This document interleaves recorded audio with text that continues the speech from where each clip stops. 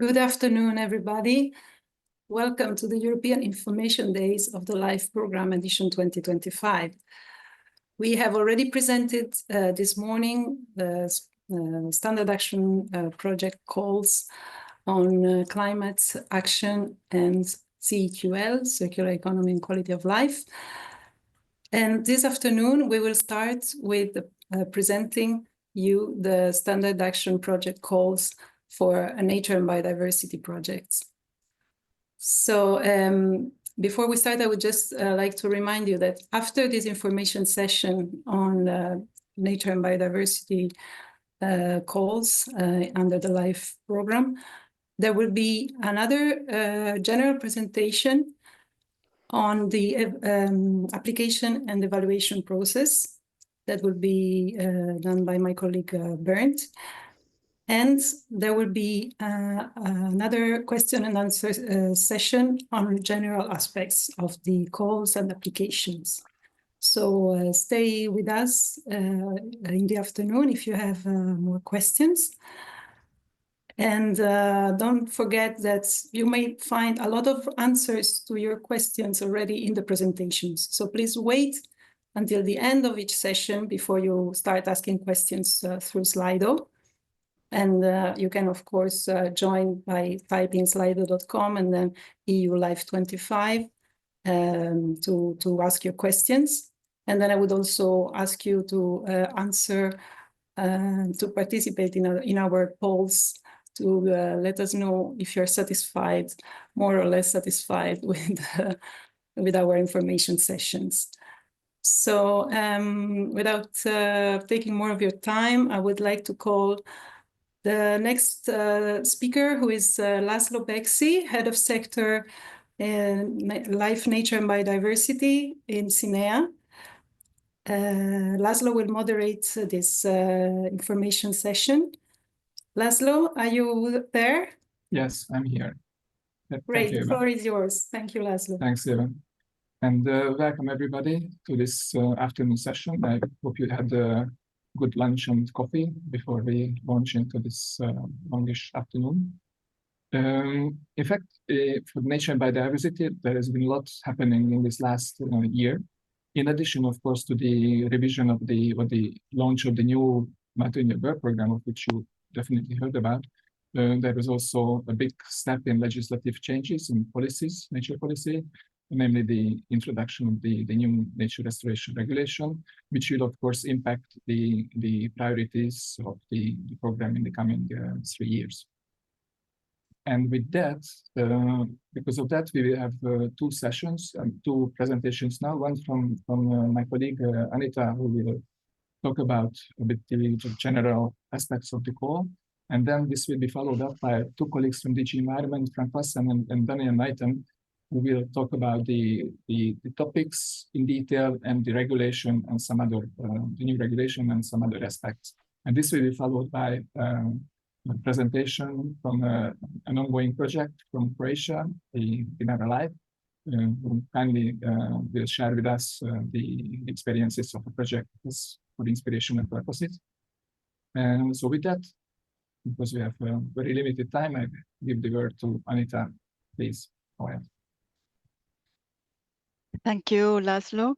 I will give a very brief, I give for granted that you have all read the call document with a lot of attention. So I will very briefly introduce the call and briefly also go through the main changes compared to the previous calls. So next slide, please. So indeed, the projects that are invited to be submitted under this call need to be outcome-based and not research-oriented, and must contribute to the implementation and enforcement of EU nature legislation and the EU biodiversity strategy. They need to carry out concrete and impactful conservation activities, including improving governance and information, and catalyze the large-scale deployment of successful solutions, conservation practices that are being implemented by the project. So when I mention the word catalyze large-scale deployment, this can be ideally done by replicating the results, by integrating, for example, by integrating them into other policies and into public and private sector practices, or mobilizing investment and improving access to finance. So as you well know, there are two core topics. One, and you see in the slide the reference that you will find in the funding and tender portal. One is the nature and biodiversity core topic, and the other one is the nature, governance, and information core topic. Next slide, please. So this you probably know already. I will very briefly go over it.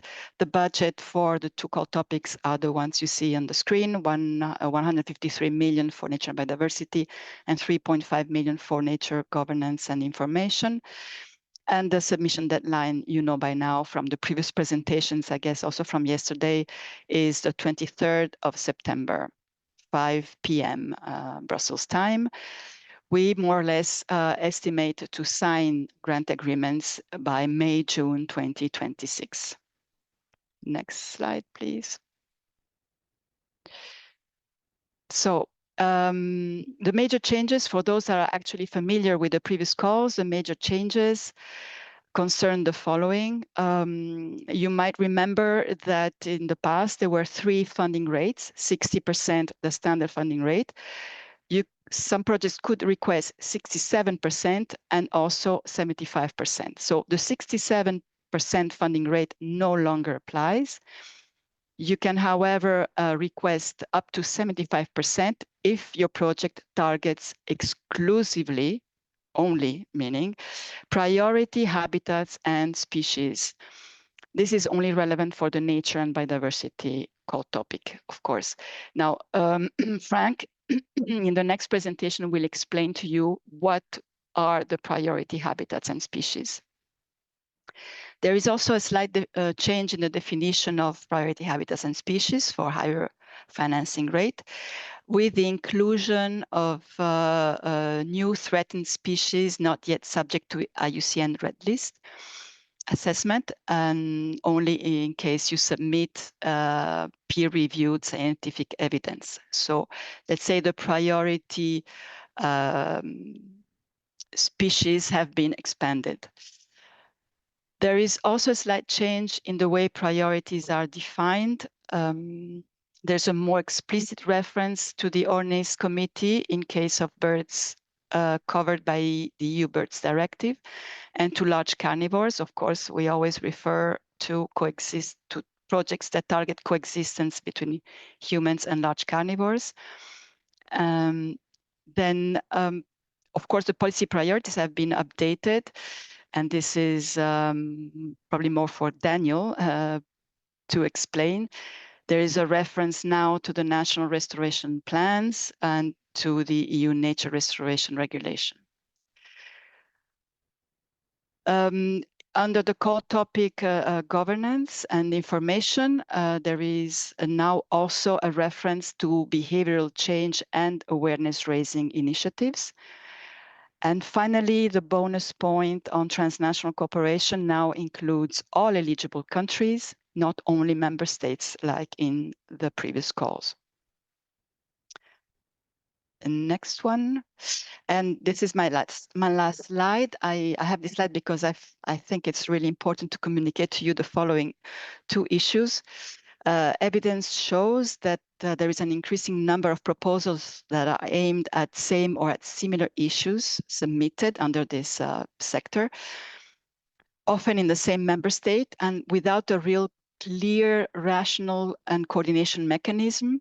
So applicants are strongly encouraged to consult with national contact points to check whether the topic that they are addressing in their proposal is being addressed by other applicants. And if this is the case, applicants are encouraged to seek cooperation and coordination to avoid possible overlaps and increase synergies.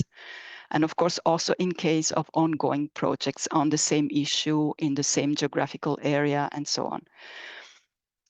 And how this will be done needs to be explicitly described in the proposal itself. If you are proposing a continuation of a previous LIFE project, then please clearly explain why a further project phase is needed and how this will complement the results achieved with the previous project to avoid overlaps. Normally, good projects should be designed to ensure the long-term sustainability with resources other than LIFE. So this is why evaluators will assess this aspect, these phase 2, phase 3 projects rather critically. And one last point, in case your project involves Natura 2000 site designation or boundary modifications or update of standard data forms, or even approval of management plans or other important national regional documents, you must, at proposal stage, submit a formal letter of support or commitment from the member state competent authority. You need to include a dedicated milestone for achieving the designation or the approval in case of management plans before the project end. And you need to foresee in your timetable proper follow-up that this actually is taking place in parallel and occurs before the project end. And of course, you need to make sure that there is sufficient time in your project planning so that the designation approval is realistically achievable before the project end. Consider that if you do not achieve this by project end, then all the costs related to those activities can be considered ineligible at final report stage. So this is all from my side, Laszlo. I give the floor back to you. Thank you, Anita. And we have about half an hour left for the presentation. So Frank and Daniela, please try to squeeze your presentation in like 15 minutes or so each. Frank, go ahead. Thank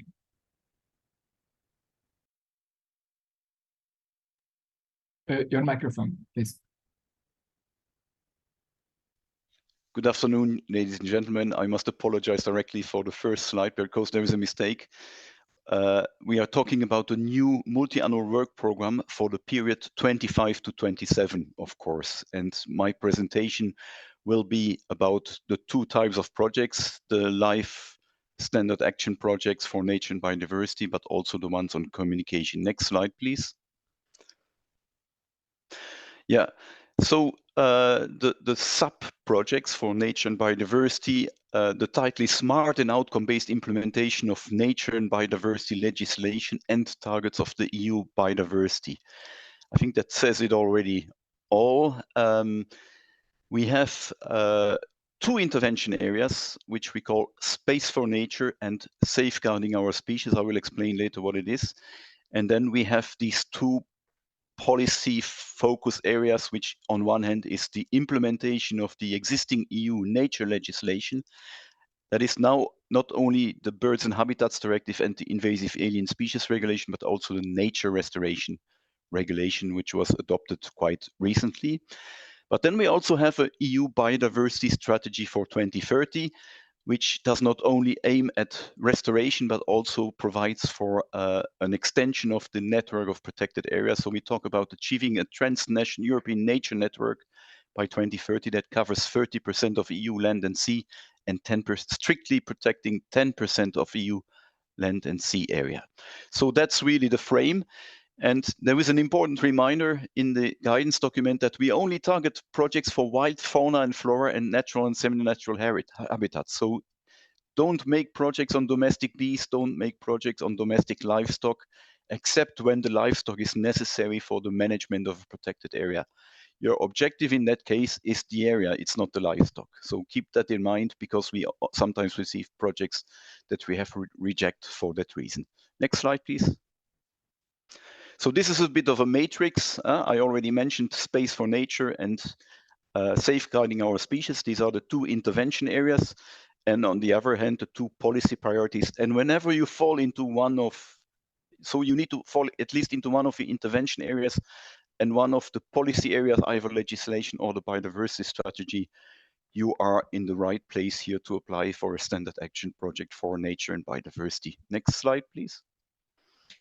So what is it, space for nature? It means it's everything that is related to area-based conservation or restoration. And actually, most of the LIFE projects since the beginning of the program have been in the area of space for nature. They have been restoring or improving natural or semi-natural habitats, or focused on the habitats of species. And this is not only in Natura 2000, but also it can be outside of protected areas. And of course, everything that is about new protected areas. So what I mentioned before, the biodiversity strategy targets, improved management of existing areas, but also the creation of ecological corridors or other green infrastructures, new site management approaches. All this would fall under space for nature. So as soon as you target the surface, the area, that's space for nature. But then there are still cases where you really want to focus on a particular threat for a species. Think about electrocution of raptors. So there you will not make area-based measures. You will do measures, technical solutions perhaps, to reduce the mortality. Or think about the large carnivores where you have to talk to the stakeholders, you have to apply mitigation measures. All that is safeguarding our species. And actually that's a wide range of measures, so it's very difficult to define it. But I think whenever the objective is to reduce the mortality or improve the survival of individuals of a species and thereby improving its conservation status, and it's not linked to the habitat of a species, then it falls under safeguarding our species. So it is quite broad. But in any case, you will always need to clearly identify what the target of your project is. Next slide. And before I go into the substance, I just want to remind, we say that the project should be smart, what it means. And I think the best thing to explain that is that whenever you draft a measure in your project application, be specific. So clearly say, what is the target? What do you want to achieve? What is your objective? Make it measurable, quantify it as much as possible, specify who will do it. So the A is assignable, be realistic, show that this is feasible, what you want to do, but also clearly indicate the time for the measure. So this is the SMART, that's specific, measurable, assignable, realistic, time related. And I think when you think about this, whenever you draft a measure, that will already help you a lot in making your proposal as clear as possible, because the clarity is really something that is very important when the project is evaluated and ranked. Next slide, please. Yeah, so on one hand, we would prioritize projects because we have to prioritize. We have more project applications than we can finance. We have to base the prioritization on the outcome. And of course, we want to focus the outcome on what is most important. So how do we do that? Well, if it's a project that covers a bird species, we actually have a list of species that is updated from time to time by the ONIX committee, the committee under the Birds Directive, and that list is published. I think you have the link in the application guidance, and this tells you which species are considered as priorities for LIFE funding. And these are the species that are in the worst situation based on the most recent reporting by the member states. And that list is updated from time to time, and the next update will take place in a few years because we will soon receive new information from the member states. The same is also true when it comes to the species under the Habitats Directive, and there we look at the conservation status, and you have also links in the application guidance. And whenever a species or habitat is considered in the worst conservation status, which is U2-, both in the EU and the national biogeographical region level assessment, then it is a priority for LIFE funding. But then we have one exception, because the large carnivores, they are doing relatively well because many of them have positive trends, at least long-term trends. But the wolf, for example, has also short-term positive trends, but there is still an important role for LIFE to play in order to manage coexistence, in order to minimize conflict. So here we don't look that much on the conservation status, but we rather look at the urgency of measures, and the contribution of LIFE has been really crucial there, when we count on LIFE to continue playing that role in the coming years. But then we also have species and habitats for which we do not have that information. We also have countries that are not in the European Union that participate in LIFE. So we have a number of specific cases where other species and habitats would also considered as priorities for LIFE funding. And this is very much based on the European red lists. The European red lists for species that are in the EU, because not all species groups are covered by the nature directives, and the global red lists when it comes to those territories that are not covered by the EU red lists, which are some of the countries that participate in the program, but also the EU outermost regions and overseas countries and territories, which also participate in the LIFE program. Next slide, please. So this was about what we consider as topic priorities, but the same prioritization, although slightly different, is also applying to the co-funding rates. Anita already mentioned it. And here we say that the normal rate is 60%, but 75% is possible as a rate if the project exclusively targets those features, and it can be a combination of species and habitats, but it only targets species and habitats that are considered as a priority according to the following list. So the birds and the species that are considered as priority for funding by the ONIS committee, for the bird species, then in the Habitats Directive, you have in the annexes 1 and 2, you have certain species that are de facto priority species and habitats in the directive.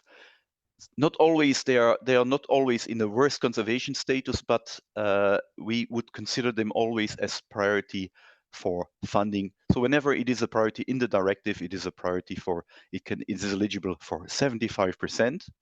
But then again, the same prioritization based on conservation status would also apply for the 75%. So when a species or habitat is really in the worst conservation status, it is automatically then eligible for 75% funding.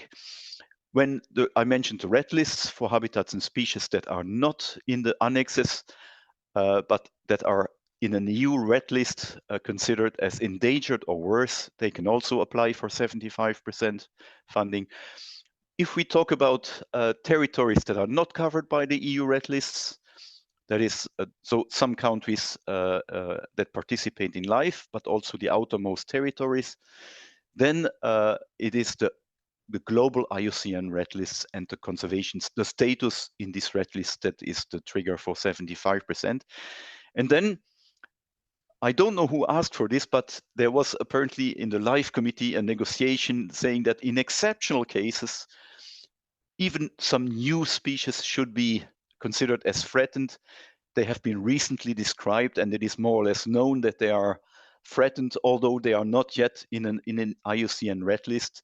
So I would expect that this is an absolutely exceptional situation, and I'm not sure we will ever see that case. But okay, it was brought in under the new multi-annual work program, and if there is such case, we will carefully look at it and may then be more flexible and apply also 75% funding if the species is not in any red list. Next slide, please. And then just another important reminder. LIFE has been always focused on the idea that LIFE should be demonstrating, should be innovating. So there should be always something new, something demonstrative. Keep in mind, this is not the case for nature and biodiversity. And a best practice project that does something that is important for the conservation status of a species or habitat is perfectly eligible and can be an absolute priority for funding under LIFE, even though it is not necessarily innovative or demonstrative. So this is a bit an exception under LIFE, but we have applied this consistently throughout the existence of the program, that best practice projects are eligible for LIFE, nature and biodiversity. Next slide, please. So I mentioned that we have this prioritization based on the conservation status and the red list status to identify for which species and habitats money should be given in priority.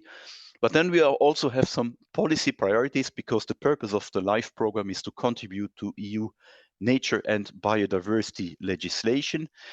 And we have some of these policy priorities come from the Birds and Habitats Directive and from the EU Nature Restoration Regulation, and in particular the planning tools that exist under this legislation. You know certainly the prioritized action framework under the Habitats Directive, but now we also mention the national restoration plans under the EU Nature Restoration Regulation. These plans do not yet exist. Member states have to submit them in late 26, but keep in mind that these priorities apply for the next 3 years.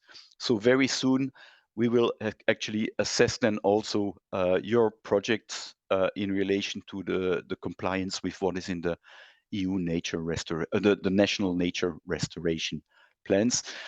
Again, we have some exceptions there for those countries that participate in LIFE, but where these obligations do not apply. Similar plans will also be considered then for a policy priority.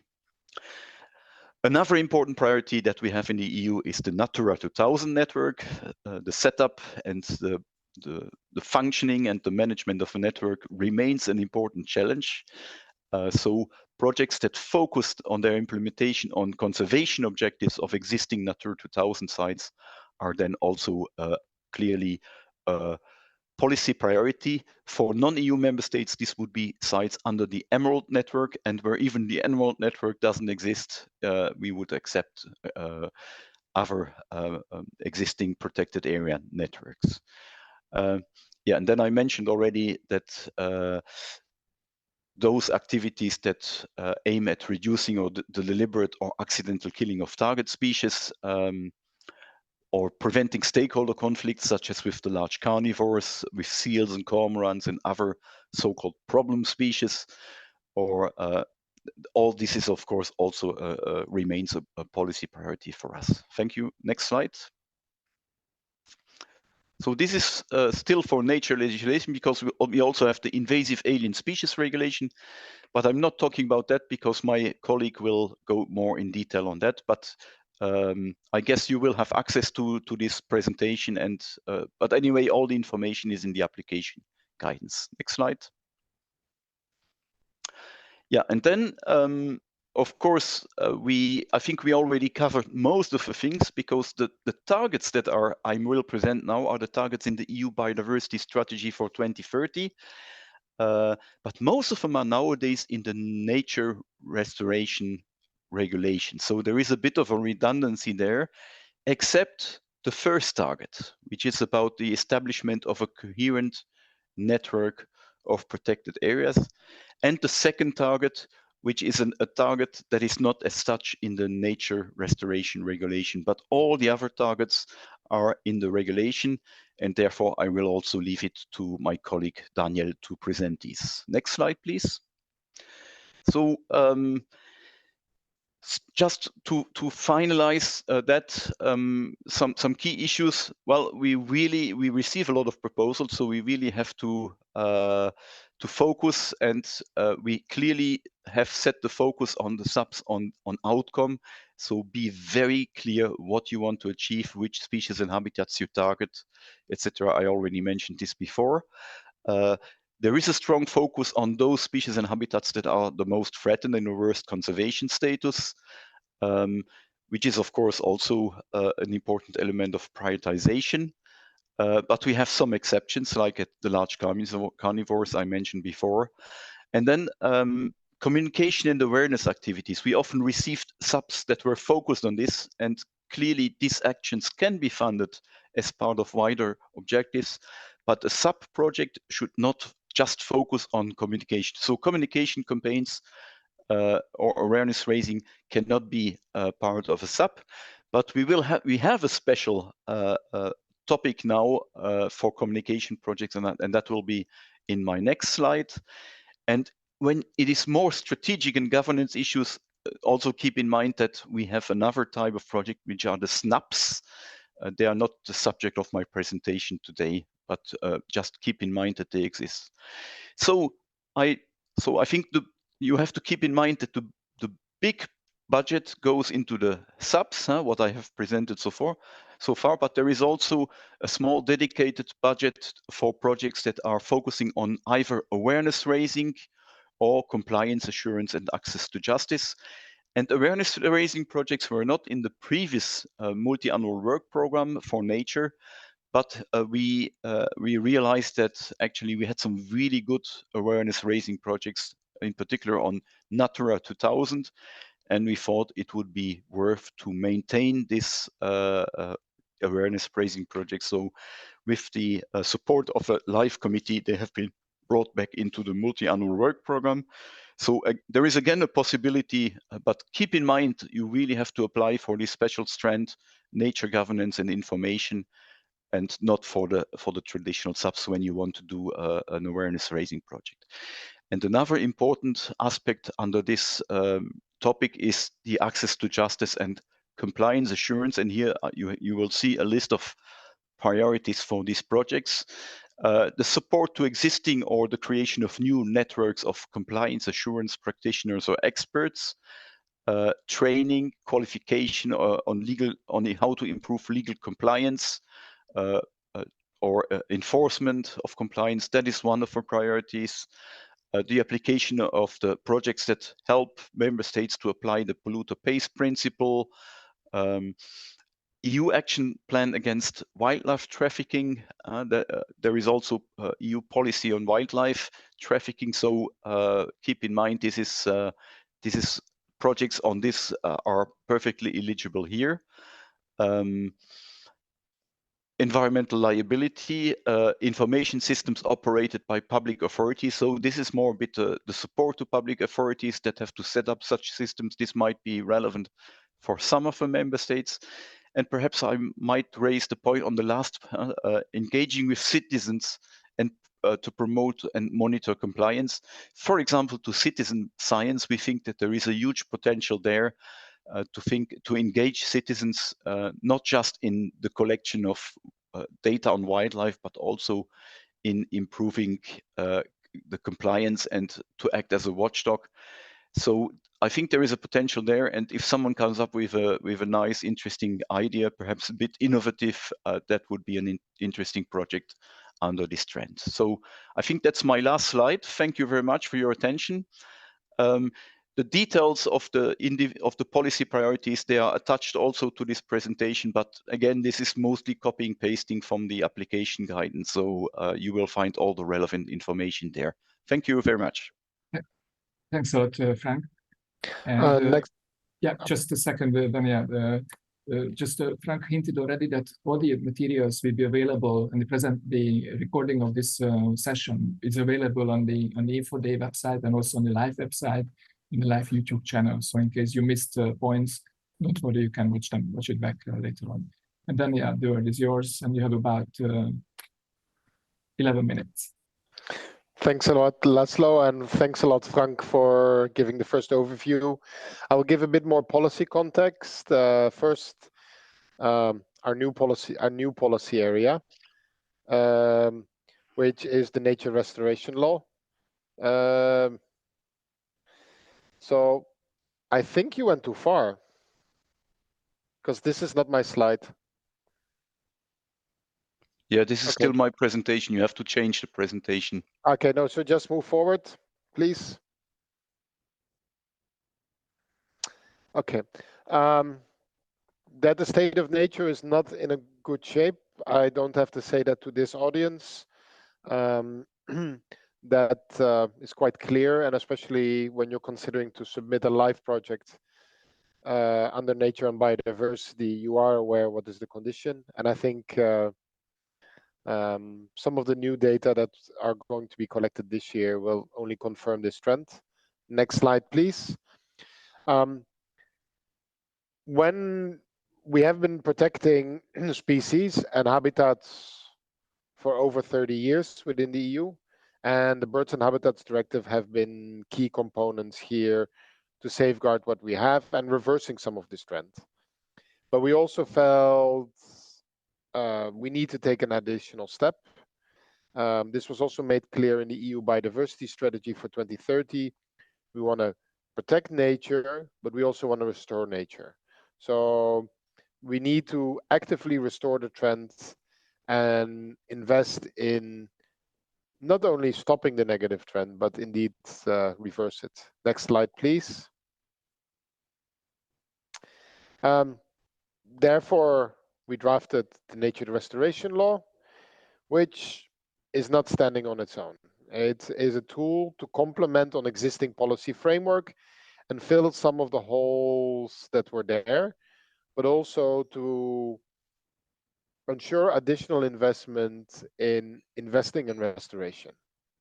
So clearly it fits to the Habitats Directive, but also the Marine Strategy Framework Directive for marine environments, the Water Framework Directive, and the Birds Directive.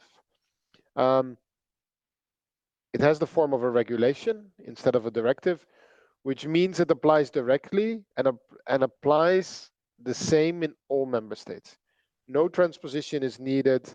It directly applies, and there are no changes between member states. This is also reflected the urgency we felt with reversing the trend in biodiversity loss. And of course, we're looking for synergies between climate change and biodiversity. It's not standing on its own. We know the climate is changing. There are other policies tackling that, and we try to build on the synergies there and strengthen the work on both fields. Next slide, please. We have an overall objective: long-term and sustained recovery of biodiverse and resilient ecosystems through the restoration of degraded ecosystems. And then, of course, contribute to climate change mitigation, climate change adaptation, and land degradation neutrality. Of course, we don't want to threaten food security, and it feeds also into our international commitments, such as the Global Biodiversity Framework. In the end, we want to restore 20% of the EU's land and sea areas by 2030, and on all ecosystems of need to restoration by 2050. Next slide, please. To reach that, we need some concrete measures, because it's nice to have an overall target, but what are we going to do? We're looking into restoring protected habitat types, in this sense, building upon the Habitats Directive, habitats of protected species, so also contributing not only to the Habitats Directive, but also the Birds Directive. We want to restore marine habitats, urban sea ecosystems, river connectivity, in line with the Water Framework Directive. There's a target on pollinator monitoring. So they are key, they're an understudied group, and we need to show what's going on so that we also can continue taking targeted measures to restore pollinator populations in the EU. Part of that, of course, is working on agroecosystems to make sure that species reliant on them are also going to be brought back to healthy levels. Forest ecosystem, and of course, also we want to build on the target of 3 billion additional trees. So that is also one of the targets there. Next slide, please. Some of the targets here are based on existing legislation. I think the Habitats Directive already has some clear objectives for habitat types listed in Annex 1 and 2. And we wanted to confirm and re-establish our commitment to bring those into a favorable condition. So, of course, until 2030, we prioritize on Natura 2000 sites. But after that, we also want to go beyond that. And then one time, of course, by 2050, we want to cover all of them. In the end, what we want is a continuous improvement in area, subject to restoration measures, so that the work keeps going. Of course, stop deterioration. And in the end, we want to have 90% of the habitat area in good condition plus favorable reference area. Next slide, please. People live in cities. Habitats are not always in a favorable condition there. So we want to make sure that green spaces are not being lost. Urban sprawl, graying is one of the big areas, big problems as well. So we want to make sure as well that in cities, the green spaces don't get lost. We also want that tree canopy cover doesn't face a no-let loss, and want to reverse the negative trends into a positive one for both areas. Next slide, please. Also a very obvious one that has been, we've seen many projects in life targeting this one as well, is Article 9 on restoring river connectivity. So we ask member states in their national restoration plan to identify and remove artificial barriers that prevent river connectivity, to make sure that the targets for river and habitats and ecosystems, one of them by example floodplains, get met. And also we have a clear objective in restoring at least 25,000 kilometers of free-flowing rivers in the EU by 2030. Is it ambitious? Yes, but we feel this is important. We want to improve pollinator diversity and reverse the decline of pollinator population by 2030. But here we first want to look, invest a lot in monitoring. Increase, of course, they're understudied. For many species, they are data deficient. So we want to measure at least every 6 years pollinator populations. And my colleagues are working on that very actively there. So at the moment, they're in the preparation of an implementing act, which will set the monitoring methodology. And of course, we strongly encourage projects that would improve pollinator diversity. Please don't focus on domestic species. This is one of the groups where we have to emphasize this. Honeybees are not a wild species and should not be subject to live funding. If you want to do a pollinator project, work on wild species, please. Next slide, please. Agricultural ecosystems, a lot of biodiversity are there, a lot of it in a very bad condition. So we want to work on an increasing trend, at least in 2 or 3 indicators. So member states have the option to choose 2 of the 3 indicators to work on, which is the grassland butterfly index, stock of organic carbon in cropland mineral soils, and the share of high diversity landscape features. Member states are free to choose which one they pick, but they have to pick 2 out of these 3. Next to that, there's a specific target to enhance the common farmland bird index by 2030, then to increase by 40, and then again increase it in 2050. So, and then on top of that, we want to put in restoration measures for drained peatlands under agricultural use, which is not only good for biodiversity, but also has a very, very clear climate component there. Next slide, please. The forest ecosystem target. We want to have restoration measures there. Firstly, we want member states to have an increasing trend of the common forest bird index, and then they are free to pick 6 out of the 7 indicators standing below for forest ecosystems. Lying that would, share of forest with uneven age structure, forest connectivity, stock of organic carbon, and the share of forest by dominated by native tree. And then the last one I cannot read because I'm blocked. Tree species diversity is the last one. So member states are free to pick 6 out of 7 there next to the common forest bird index. Next slide, please. And then, of course, planting 3 billion trees. Of course, don't plant anything. We encourage member states to think about the ecological principles, think about species selection, age structure diversity. Please, when possible, use native tree species, think about the connectivity, and be based on sustainable afforestation, reforestation, and tree planting. Again, it's not rocket science, it's very obvious things to do. Next slide, please. All in all, we want these targets together lead to a restoration of 20% of land and sea area by 2030, and all ecosystems in need to be restored by 2050. And next slide, please. I will keep it very short on IAS. IAS, as well as also one of the priorities for the biodiversity and nature funding.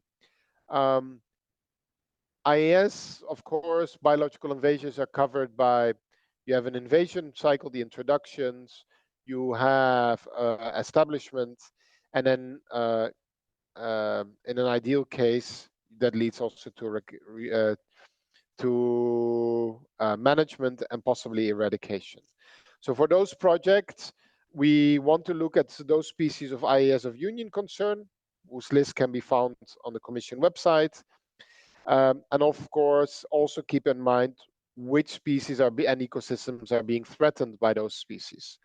So when thinking about an IAS project, think about the invasion cycle, make sure that your actions are sustainable. If you can do eradication, great, but also think then about preventing reintroductions and reestablishments. And as well, when designing these projects, take into account which species are being threatened. And in those cases, and we've seen some very good projects, you can also think about other IAS that are not subject to the IAS regulation. Think about the very obvious ones, rats. Cats could be another one. We had projects on goats. So keep this in mind when designing IAS projects. Laszlo, that was it from my side. Thanks a lot, Daniel, and also Frank, of course. And now we would have the chance, I mean, you on the other side, the chance to ask questions. We have a Slido. We already have a few. So I don't know if your colleagues could show it on the screen.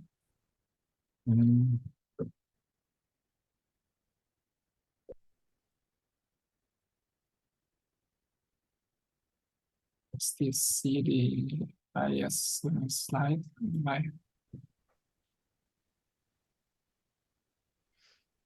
Yes, it's like.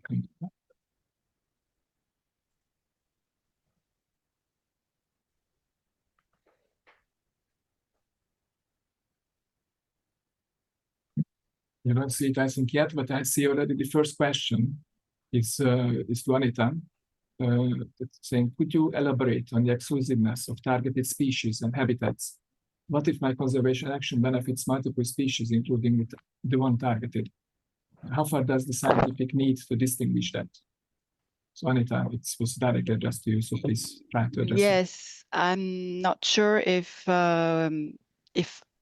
you are satisfied with Frank's presentation, because there he explains what we intend by priority habitats and species. And indeed, normally you can request up to 75% co-funding only if the project exclusively, meaning targets those priority habitats and species. Now, but this will be assessed on a case by case. You might have the priority habitats and species as main objective of your project, but you might act on non-priority habitats and species for the sake of the priority ones. I think that will have to be assessed on a case by case, to what extent actually the project is focused on the priority ones. So it's a bit difficult to say, but normally keep in mind that when we say exclusively, meaning the focus of the project must only merely be on priority habitats and species. The ones that you find in the core document, they're listed, and the ones that Frank presented in his slides. Maybe there is a simple way to understand it. You should not have actions that do not target priority species and habitats. So for each action, there should be at least a link to the target, which should be a priority species or habitat. Yeah. So it is obvious that they should also benefit more widely biodiversity and non-priority. And this is very often the case in reality. But when there are actions with a budget in the proposal that are clearly not targeted to these priority habitats and species, you cannot apply anymore for 75%. Thank you. The next question is on It will be to Frank, I believe. Can a project target both space for nature and safeguarding of species? Or should application better emphasize one of the two? Frank? Yes, absolutely. There is no requirement to just focus on one objective. So you can target on targets of a biodiversity strategy, of the EU existing nature legislation, the Birds and Habitats Directive, the invasive alien species regulation, on space for nature, and on the species. I think the key issue is that it's more than when you that you need to show that your project has the coherent logic, that there is a clear objective what you want to achieve, and be of course careful when you apply for 75%, then you have more restrictions in terms. So you could have one action for a species that is a priority, another one that is for a habitat. But okay, is it still a coherent entity, or is it an artificial set of unrelated actions? I think this is an important issue to consider. Excellent. And the next question, sorry, I lost it. Is urban nature a priority for life? I'm not sure that maybe Daniel, just to keep balance. The short answer is yes. Of course, it's one of the targets of the nature restoration regulation. Think about green space and urban spaces, and we have seen in the past some very good proposals focusing on urban nature. So yes, if you want to restore urban nature, please consider applying. Think about how it contributes to the nature restoration targets, and maybe also think if it's better under the traditional projects or maybe under the governance ones, because of course with citizens engagement, citizen science, it might be more interesting to go for the other call. Thanks a lot. Next question.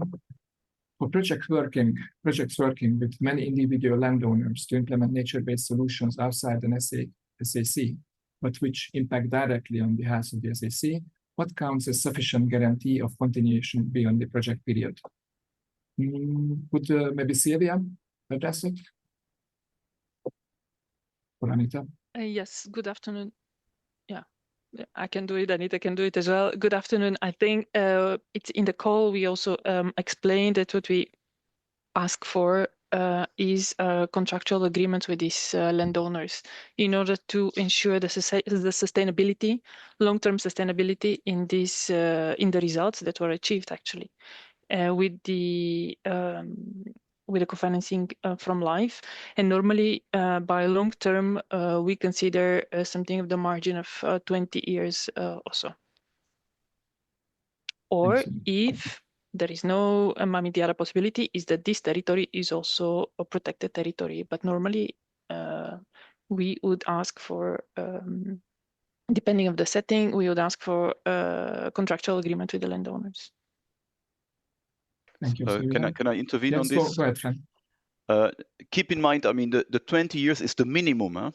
Yeah. So if you comply with that, your action is considered eligible. It is not necessarily priority. So the more sustainable, the more long-term it is, the better we would consider. So there is a difference between falling into what is eligible and being a priority. So don't consider this as a message that you should go just for 20 years and then it's fine. Your project risks being rejected because other projects will be more ambitious than yours. So this is an important reflection when you draft your proposal.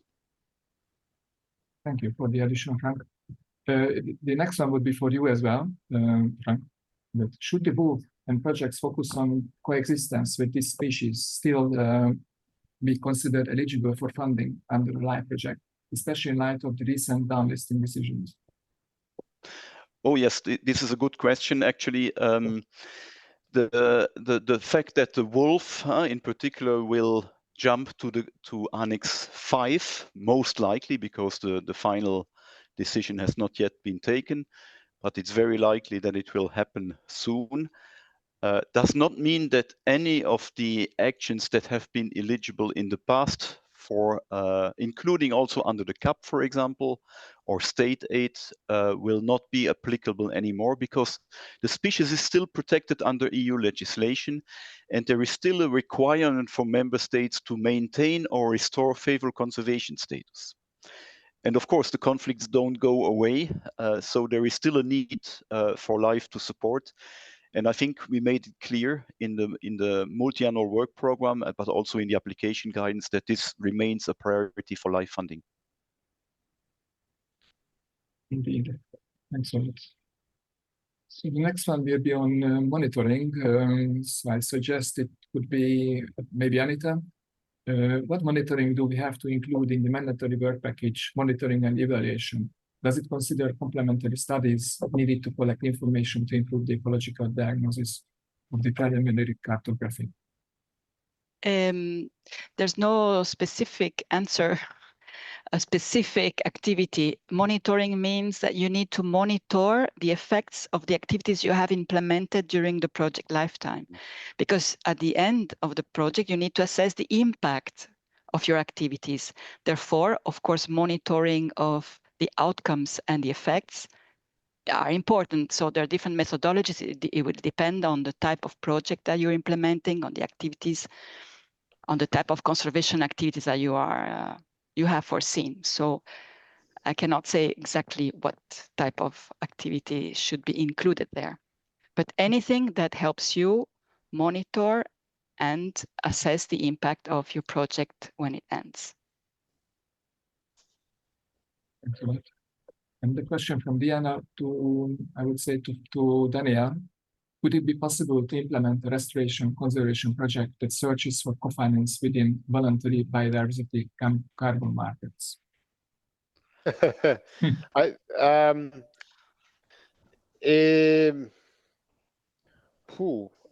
think it's would be an interesting proposal. I don't think we have seen such a proposal yet. I'm not sure, and I'm now looking at Anita and Laszlo. If I can answer. Yeah, go ahead, Frank, if you have a good reply. Sorry, Daniel, but there's two aspects. And the first aspect is what is the target of a project? And I think we clearly said if it's a SAP, there must be an outcome in terms of species and habitats.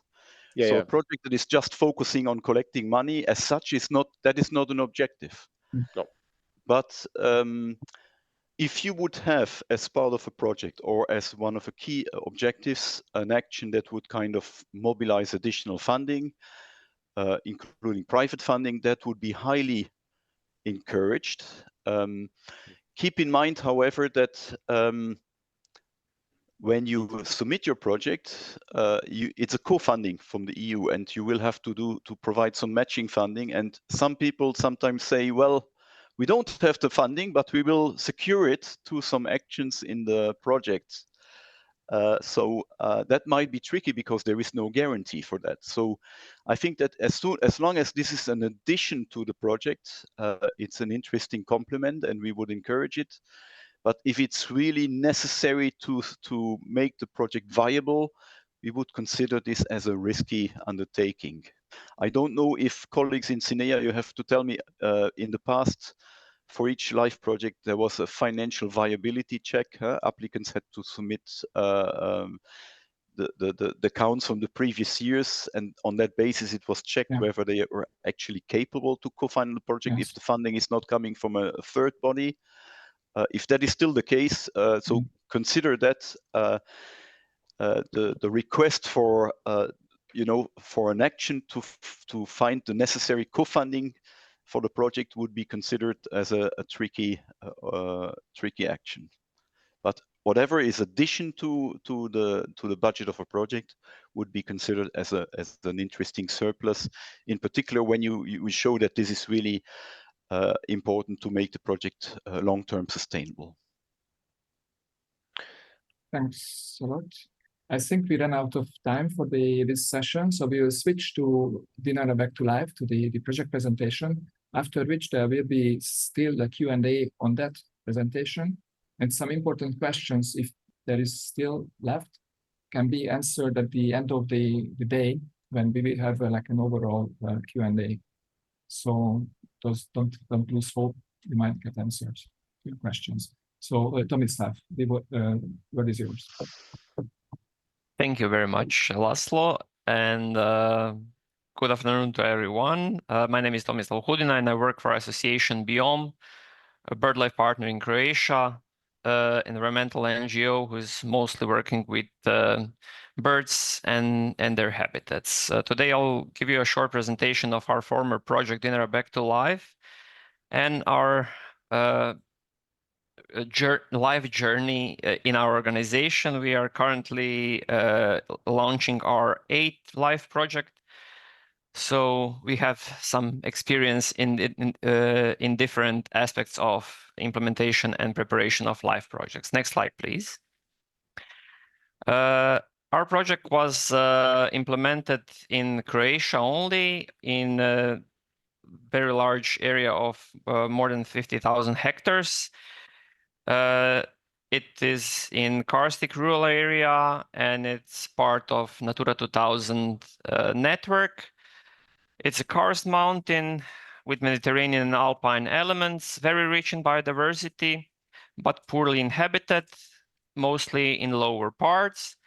Also, what's important to say is that in the meantime, after the project was applied and obtained, Dinara became a nature park in Croatia. So we had to adapt the project implementation to the new circumstances. Next slide, please. Few sentences about the project background. We were working on grasslands because they are very important for biodiversity. And in Croatia, grasslands in most cases are endangered by land abandonment, people leaving rural areas, and grasslands are becoming overgrown by shrublands, which especially in Mediterranean parts poses a big threat during summer periods when wildfire often occurs, and this impermeable shrublands then are issue for fighting the fires. The grasslands are also important as a habitat for numerous species. There are resources for extensive grazing, beekeeping, collecting medicinal plants, tourism, recreation, and similar. And the main threats, as I already said, are land abandonment, insufficient grazing because not enough animals present there, poor diversity of grazing animals, people mostly having only one type of animals, either sheep or cows. And then what follows this is encroachment with shrubs. And of course, the big problem is also inconsistency in management practices and general distrust of local communities towards the institutions managing grasslands in any way. Next slide, please. We assembled a partnership with Croatian Forests, which is national company in charge for managing forests and forest land, which also includes the dry grasslands on karst. Also, local action group Cetinska Krajina, which is in charge for the area of Dinara Mountain, and also University of Zagreb, Faculty of Agriculture, because the project was also very related to livestock and grasslands productivity. So we needed some agricultural experts to help us in implementation of this project. Total budget was a little bit less than 1.3 million euros, and the project was implemented from early 2020 until the end of 2023. There were 4 main objectives of the project. We wanted to contribute to more favorable status of target habitats and the species, also develop technical guidelines for dry grasslands restoration and sustainable management, which was at the end of the project a major success. We managed to bring them to multiple stakeholders, and already some of them are implementing them. We also wanted to reduce perceived negative influence of wildfire and demonstrate positive impacts on prescribed burning on dry grasslands and beyond, also develop some skills and abilities within the community, and of course, promote EU policies and encourage other people to apply for similar projects and do some positive changes in the environment. Next slide, please. Shortly about the conservation targets, we were working on 3 habitat types: semi-natural dry grasslands, also alpine and subalpine, alpine calcareous grasslands, and east sub-Mediterranean dry grasslands, which are the most present in the area. And we were also working with 3 species. There are stone curlew and short-toed lark in the lower parts of the mountain, and on the higher parts, that was ortolan bunting. Project intervention was improving habitat conditions for those bird species and for other species dependent on open habitats. Next slide, please. Regarding expected results, we were creating preconditions for dry grassland restoration and sustainable management, because this project was the first project in Croatia that was implementing restoration methods and activities on grasslands.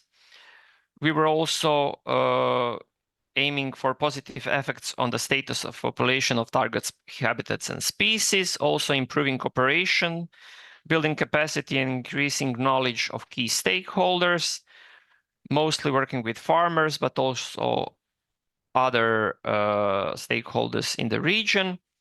And we were promoting multi-sectoral approach, meaning that we were working also with foresters, tourist workers, and other institutions in the project area. We were improving conditions and establishing sustainable agricultural businesses, and multi-purpose grassland use was promoted. Next slide, please. I will now shortly run through the main activities of the project. We were having preparatory actions, meaning that we were assessing target grasslands, current status and livestock activities. Also, we were doing grassland management analysis and drafting the guidelines, and we were checking the public attitude regarding the project activities. Next slide, please. Regarding conservation actions, we were establishing a service flock. In the beginning, we were thinking of having 1 farmer, which would be as a partner on the project, but at the end, we decided that it's much more effective and more sustainable if we use several farmers in different parts in order to make sure that the sustainability after the project will be ensured. Then we were also restoring facilities for livestock keeping in extensive way and setting up new ones. We were restoring pathways, ponds, wells, and we were also testing the extensive grazing. Also, we were doing the grassland restoration. We were having manual removal of shrubs from the grasslands. We were testing prescribed burning. And we were also working with farmers testing multi-species herds for the mixed grazing. We were working also with tourist sector, and as a final activity was the technical guidelines development for grassland restoration and management. Next slide, please. We were also monitoring the impact of our activities, both the conservation activities and our communication activities within the community. Next slide, please.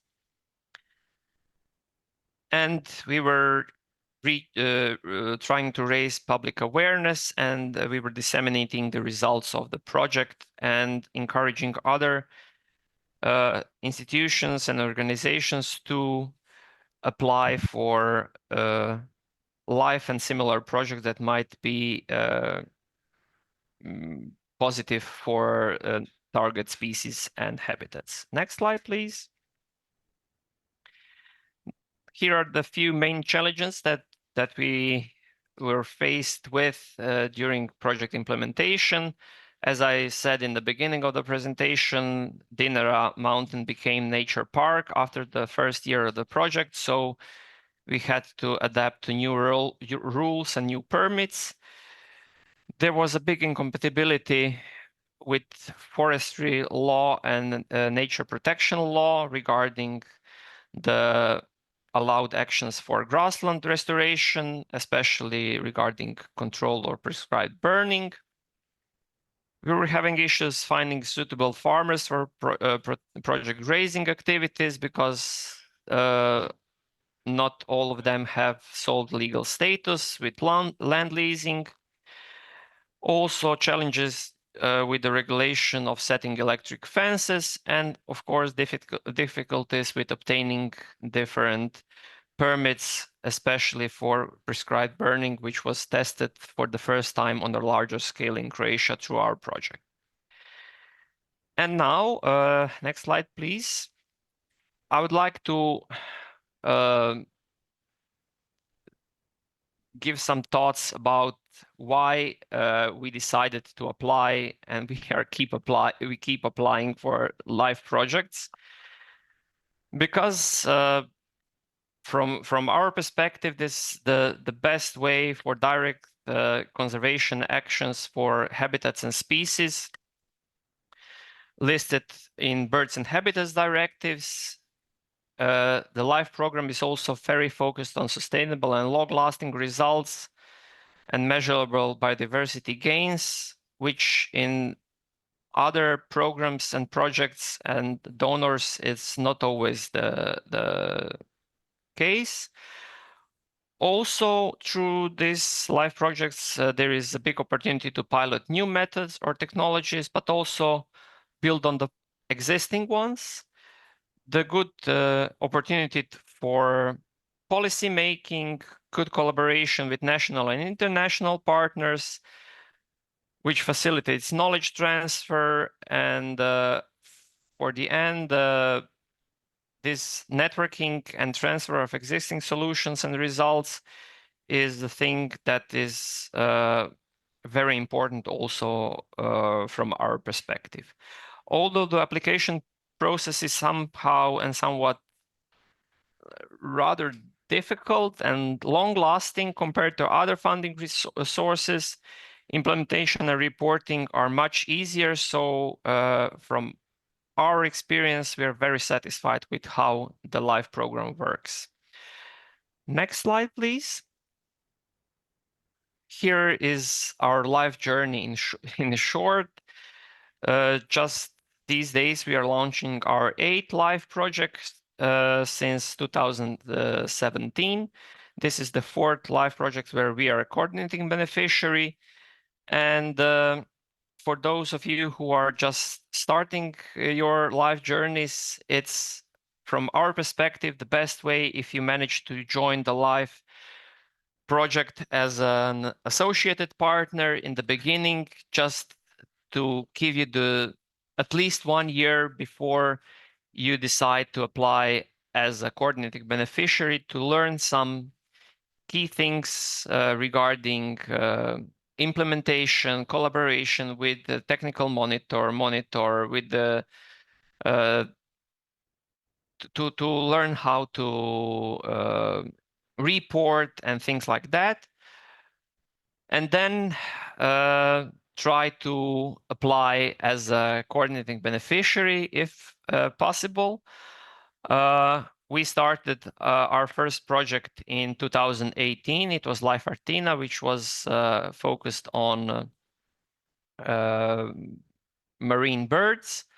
And then this Dinara Back to Life project was first applied in 2018, but it didn't pass, or didn't get the funding in the first place. We passed the threshold, but didn't get enough points. So we got the very valuable feedback from the evaluation process, which enabled us to improve our proposal, and next year we applied again. So it meant that the project proposal was much better in that case, so we got the funding.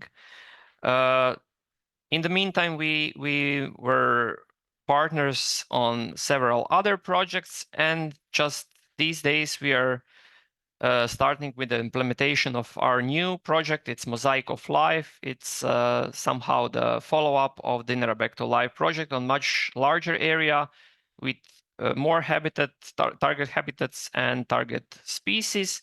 And we are hoping that this project will be the major success.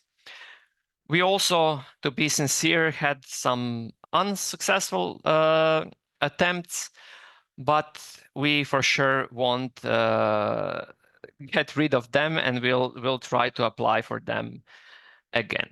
Next slide, please.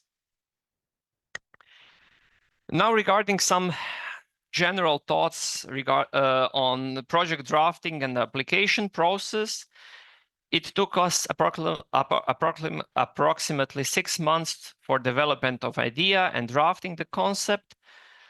Our motto is let the ideas to cure.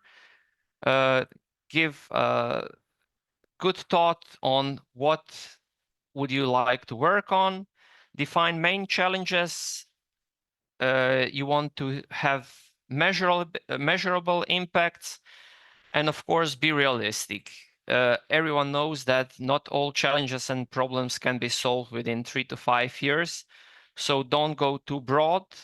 Rather focus on specific species, specific habitats and challenges. Use the time in the process to add layers to main idea, build on it, and make sure that objectives and results can be achieved. Choose partners wisely. That's something we learned on our own skin, to say like that. Ensure they're filling the gaps in the expertise and or your jurisdiction, and involve them from the early stage of the project drafting. Good partners are gold, and the bad ones are just taking your time and energy, and you have to work much more than you can expect. What we also learned from our experience is that in some cases, less experienced partners who are motivated can do a miracle, but in some cases you just can't go without some partners who might not be so motivated, but are crucial for the successful implementation of the projects. Either they are managers of the protected area you want to work on, or they do need to bring some or agree on some plans or things like that. Use the collaborative approach.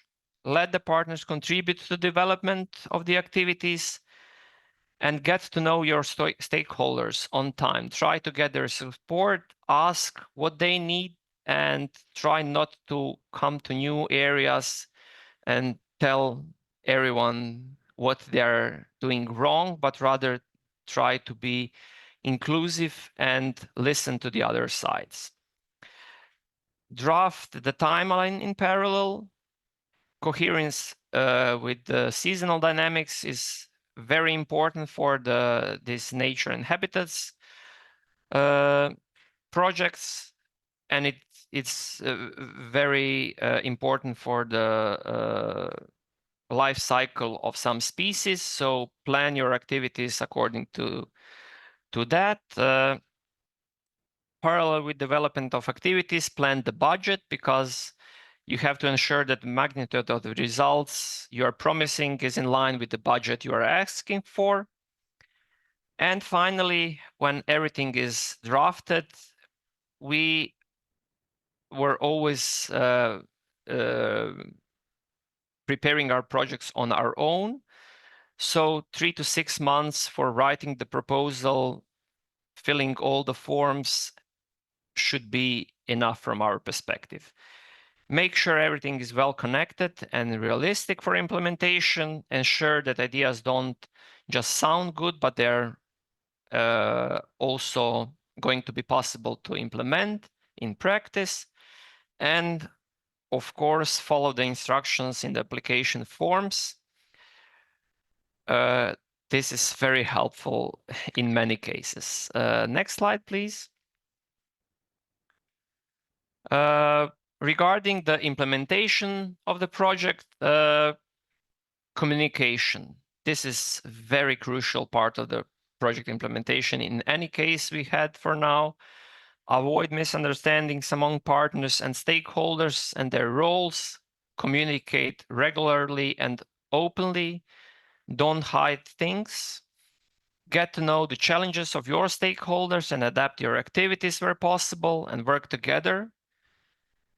This will help you to have more sustainable future results. For now, we had very open communication and good communication both with our project monitor and project advisor, which was especially helpful in the first few projects. Now we already have some experience and there is not so many questions that are popping that we don't know the answer. What's also very nice and useful in live projects, it's this budget flexibility, helps to achieve better results, invest time and money to restoration activities which work the best after the testing few in the first place. In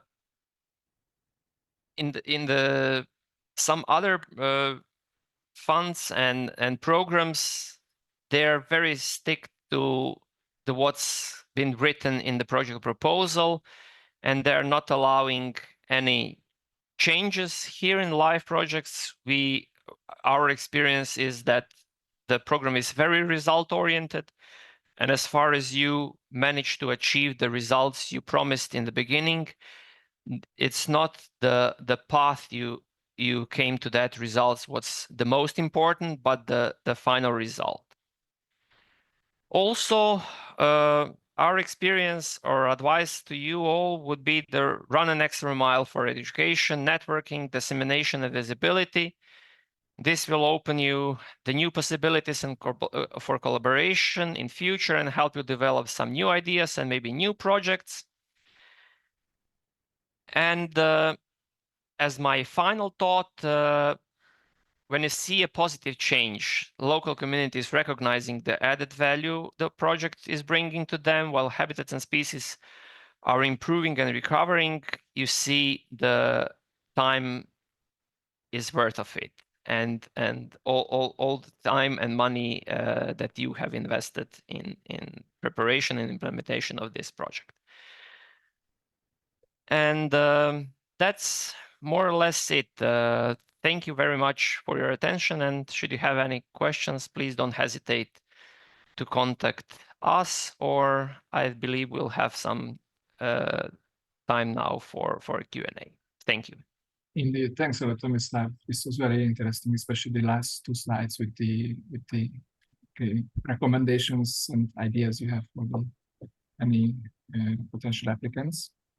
And I invite you, listeners, that please submit your questions via Slido to the project, to Tomislav, if you have any.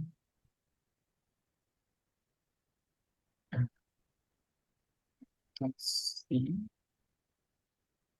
No question for the project. Okay. Then if there is no question, we do have pending questions from the previous session. So we will start answering some of that. And but in case, of course, if a question pops up on the project, we will address that. So I would go back to the previous set of questions, and there is one which is on the status of so if the project targets habitats in unfavorable bad status and the restoration of habitats require reintroduction of typical species, the habitats, not an next species, does the 75% funding rate apply still? Maybe Silvia or Anita, you would? Yes, I can reply. Well, it's like any other species considered as priority, and therefore the project can be granted a higher funding rate is when it is in an unfavorable, bad, and declining conservation status, so a U2 minus conservation status. It is a priority species for higher funding rate. Thank you. And the next question is on back to wolves. In the context of large carnivores, and the wolf in particular, could this case be eligible for 75% co-funding? I guess Anita again. But this is what I replied. Sorry, maybe Sorry, then, yeah. Yes.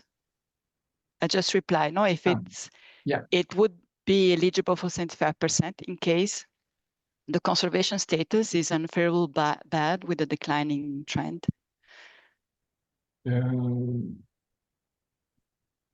Okay. So yes, the and then therefore it's considered a priority species for a higher funding rate, like all the others.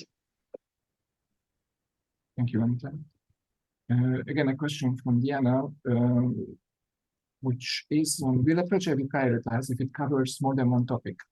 For example, a project focused on restoration of priority areas and species, and including conservation awareness activities to sensitize people on the importance of those areas, species. Maybe Sylvia? Yes, of course, it can be. It's fully eligible. Indeed. I just Gustavo, yeah. Yeah, to complement the question, that will be the other situation. That will be that a project targets mainly awareness raising activities. In that case, a small component on conservation actions, that's also possible. For example, for demonstration or advocacy, that's also allowed, but it has to be clear that the main target is awareness raising. Yeah, and maybe if I can add, then in the case if someone applies, I mean, when the project is a sub-nature project, nature and biodiversity project, the communication activities should be, of course, towards the in order to achieve better the conservation objectives and promote the species or the activities or work with the stakeholders and so on. When it comes for what Gustavo explained, the very important thing is that we are looking for behavioral change, which means that this behavioral change should be really monitored during the project. And then there should be a demonstration that this project at the end really achieved a change in the behavior of the stakeholders or the local constituencies or whatever. So there is a difference, but the fact that we have, again, this information element in governance project does not prevent, does not change anything for the traditional projects in a way that we're still looking for communication activities within a project if they are necessary in order for the project to achieve in the standard nature project, if it's necessary that the project achieve its objectives in full. Thanks, Sylvia. And I think we are kind of completed our time, but there is one last compliment to Tomislav, which is not a question, but stating that it's a very valuable presentation of your lessons learned and tips for us. Thank you very much. I think it's a well-deserved comment from participants. So, and I thank you all. I think we reached our timeline, and some of us you might see in the later session, the final Q&A. And for the rest of the participants, I thank you for attending. And I give the word back to Eva. Yes, thanks a lot. Thank you, Laszlo, and the whole Nature and Biodiversity team in CINEA. And thanks especially to Mr. Hudina, who was so kind to join us and to share his experience as a project coordinator.